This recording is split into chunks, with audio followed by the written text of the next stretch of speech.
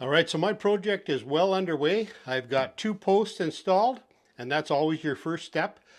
I want to show you in this video how to install posts when there isn't structure in the right place. And everybody will tell you, well, there should be something there, but in this case, both cases, there wasn't anything here. So I have a newel post at the bottom of the stairs. There was no structure to attach that post behind it.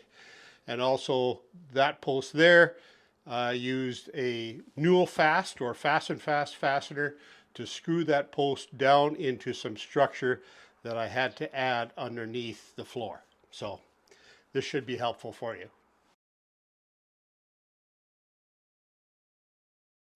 All right, so I've got the railing removed. I got some carpet peeled back here. This is eventually going to get totally removed. But down here at the bottom of the staircase, I have kind of a structural nightmare here. There's a stringer that is 3.5 inches in to the inside edge here from the drywall. That is a totally inaccessible area right in here, unless I start tearing out walls, which I'm not going to do. Almost could use a new set of stairs, but that's not in their budget. And so I've removed a riser here, 3/4 inch OSB riser. So what I'm going to do here is fill this with a 4x4 block, glue and screwed, and that'll be my base for lagging the newel post.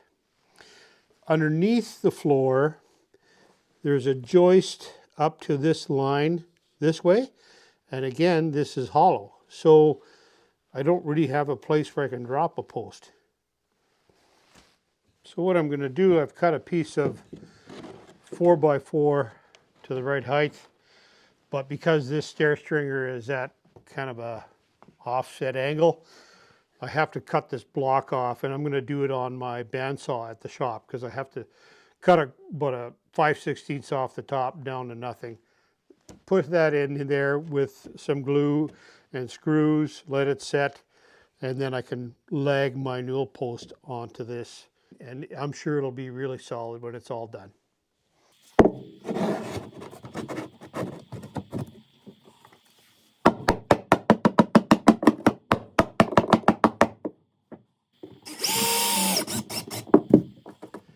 All right, so at the bottom of the stairs, I have that piece of 4x4 glued and screwed into the structure, so I have a good anchor point for my newel post right in this area here.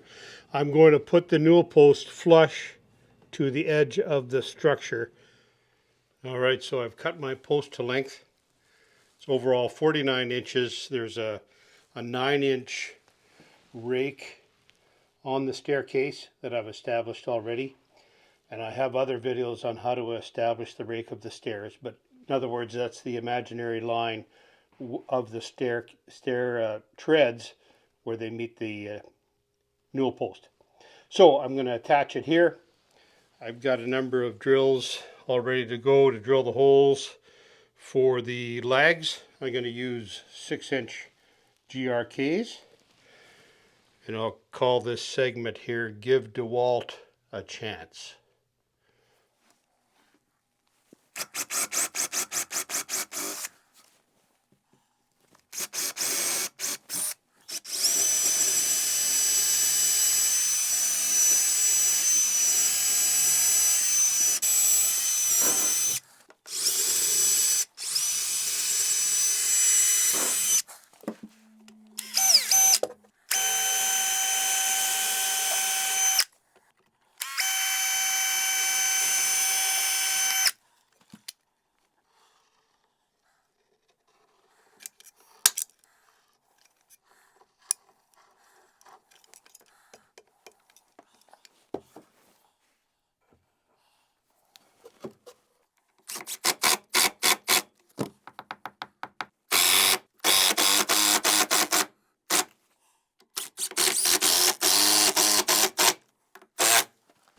All right, so I see a bit of flex in the post, and I suspect what's happening is the tread is actually moving. I'm going to put some extra screws in there and see if that'll help. And I may put an extra lag bolt through the newel post at the bottom here and plug it.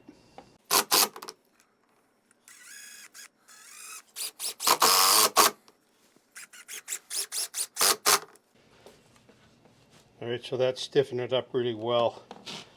I'll probably peel this rug back and put another screw back in here.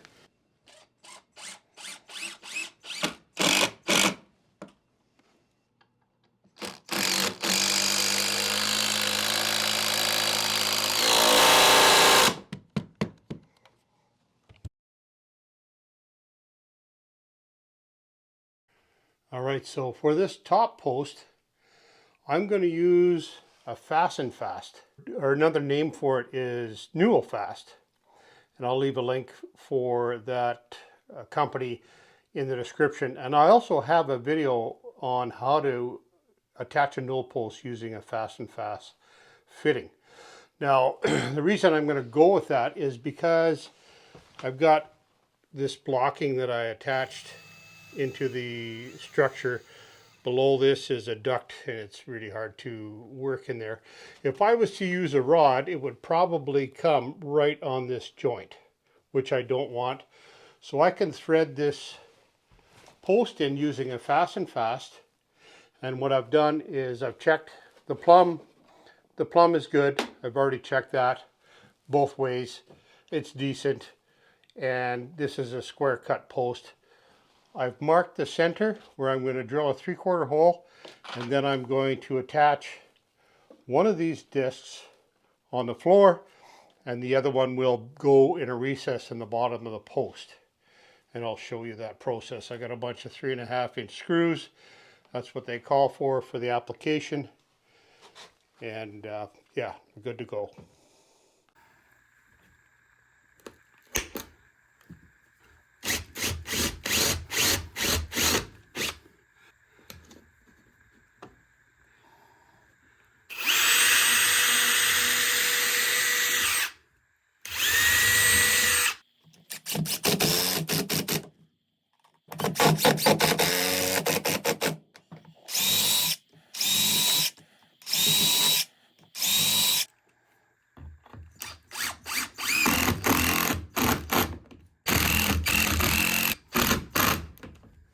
All right, so I'm going to make that recess in the bottom of this post, cut to length. I use a little template here, and I just put that on the bottom of my post for ease of routing and drilling.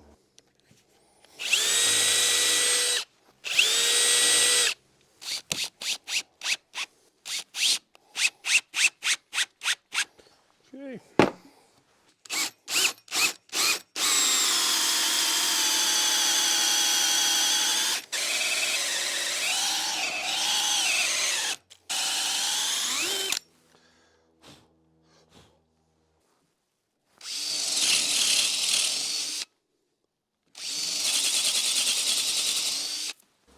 All right, so I've got a template bit in my router. I've got a mark placed here that's 13/16 down from the bottom of the post. That's the total depth of my hole. So I'm going to take 2 or 3 passes until I get to that depth, and I've already marked so I know not to put my bit any deeper than that pencil line.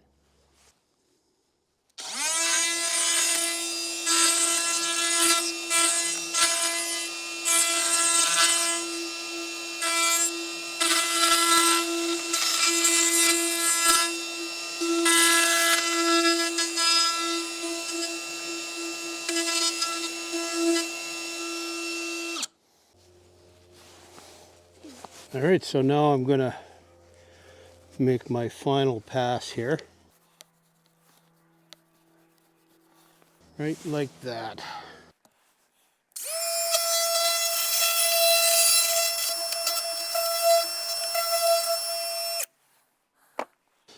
All right, I'll just knock that sawdust out. And there you can see.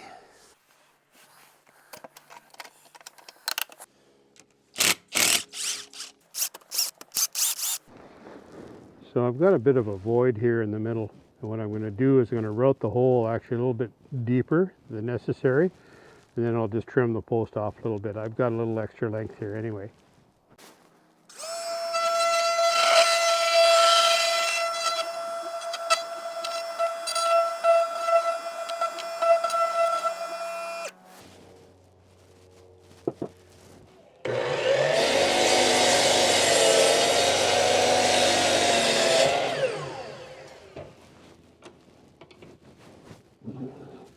All right, so now I'm going to start screwing this disc in place. I've got 3.5-inch deck screws, and I'm going to use a 5/32 drill bit to drill my pilot holes for the deck screws. I don't want to break a screw off inside the post here.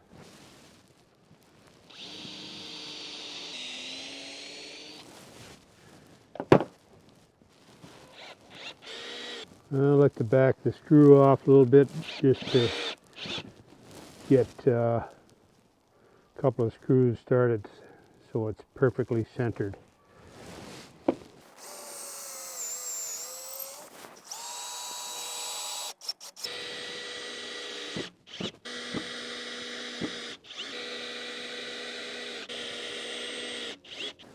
Now let's go see how this works.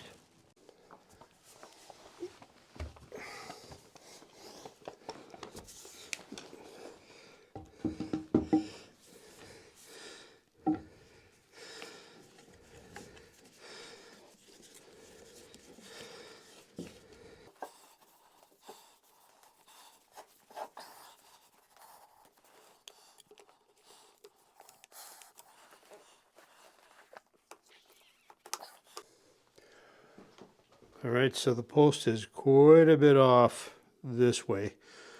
I'll see if I can correct that somehow. But the bonus is that this is a corner post, and I can pull the post over with the railing attachment. This side here is not too bad. In fact, it's pretty good. So I'll just try tightening it up a little bit more and see what happens.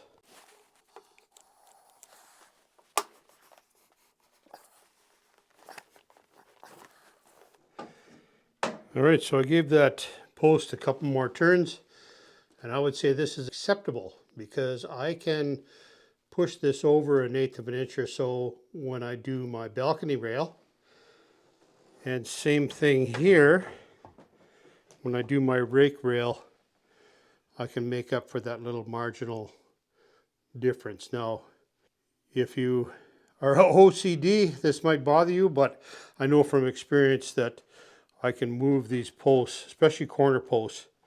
And what I may even do is put a brace on the post to let the glue dry so it dries in sort of the perfect position.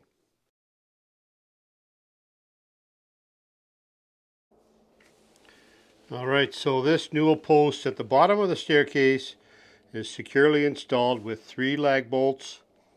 You saw how I put a 4x4, regular lumber, in behind the post to secure the post to with lags. And in retrospect, this would have been better for me to use a small chunk of oak post. I think that would have been a better plan, but I didn't have one on hand. So that would be my critique, self-critique on this post here. I think it's really solid. I don't believe it's going to fail, but I just think a hardwood post would be less susceptible to cracking and so on. I've got this post screwed into the floor using the Newel Fast, and it went really well. As you can see, I had to attach structure below for the screws to hit and get into something solid. I would say that a couple of different things I would have done different, or I will do different the next time, is that I won't put my slip fix rail bolts fittings on the side of the post ahead of time, just because you really have no idea how far you're going to be able to screw that post in especially when you add glue, and the glue works as a lubricant, and that post ended up screwing in farther than it did on the dry fit. The other thing I would say is that I would make sure that you get that Fas-N-Fast fitting really level on the floor. And if you can see that it's canted to one side, and on your dry fit that post ends up not 100% plumb, I would tweak those screws, tighten and loosen those screws into that fitting piece so that the post sits really plumb before you do your final. So I hope that video is helpful.